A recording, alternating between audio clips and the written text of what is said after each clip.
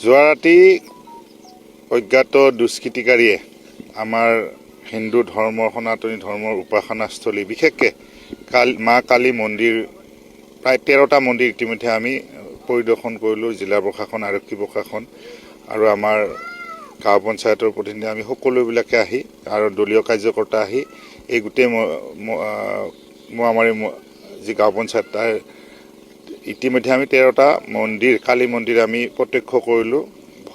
একেধৰণৰ মানে ইয়াৰ যি মা কালীৰ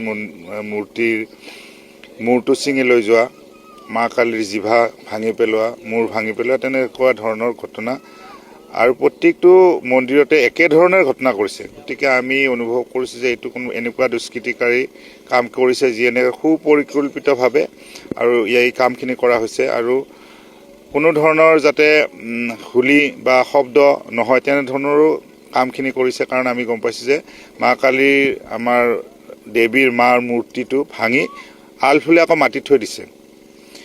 কাৰোবাৰ হাত ভাঙিছে, কাৰোবাৰ জিভা ভাঙিছে, তেনেকুৱা ধৰণৰ মাৰ মূৰ্তিবিলাকক অনিষ্ট কৰা আমি প্ৰত্যক্ষ কৰিলোঁ।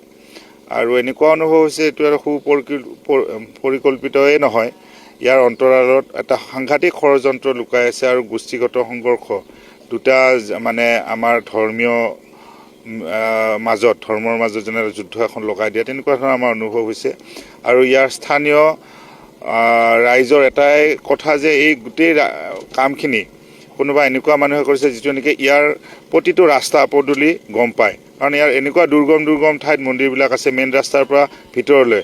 আৰু সকলোতকৈ ডাঙৰ কথা, ব্যক্তিগত মন্দিৰো দুই এটা আছে যি ব্যক্তিগত মন্দিৰত এনেধৰণৰ ঘটনাখিনি সংঘটিত কৰা হ'ল। আমি বিশেষভাৱে ভাৰতীয় জনতা পাৰ্টীৰ কাৰ্যকৰ্তা যিসকলে আমি আহিছোঁ, সকলোৱে আমি এই গোটেই কামখিনি গৰিহণা দিছোঁ।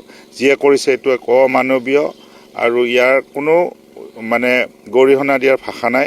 আমাৰ আস্থাৰ ওপৰত এক কুঠাৰাঘাত কৰা হৈছে। গতিকে জিলা প্ৰশাসনক আমি শীঘ্ৰে দোষীক কাৰ্যত কৰি উচিত ব্যৱস্থা ল'বৰ কাৰণে ইতিমধ্যে আমি আহ্বান জনাইছোঁ। ইতিমধ্যে জিলা আৰক্ষী বিষয়া, জিলা প্ৰশাসনে গোটেই এটা সুন্দৰভাৱে ইয়াক তদন্ত আগবঢ়াইছে। তেওঁলোকে জিলাৰ আৰক্ষী অধীক্ষকগৰাকীয়ে পৰিদৰ্শন কৰিছে, থানাৰ OC আহিছে, আটাইবোৰ আহিছে, জিলা প্ৰশাসনৰ বিষয়া, চক্ৰ বিষয়াকে ধৰি আমাৰ যিবিলাক জনপ্ৰতিনিধি আছে, জিলা পৰিষদে হওক বা গাঁও পঞ্চায়তৰ সকলোবিলাকে ইয়াত আহি ৰাইজৰ লগত মত বিনিময় কৰি আৰু জিলা প্ৰশাসনক এই গোটেই বস্তুখিনি অৱগত কৰি যাতে সুস্থিৰভাৱে এই তদন্ত এটা কৰি আৰু ইয়াৰ যোনে এই নিকৃষ্ট কামটো কৰিছে সেইসকল ব্যক্তিক যাতে উচিত ব্যৱস্থাৰে তেখেতসকলক দোষী মানে ইয়াৰ ন্যায় ব্যৱস্থা কৰে, তাকে আমি আহ্বান জনাইছোঁ।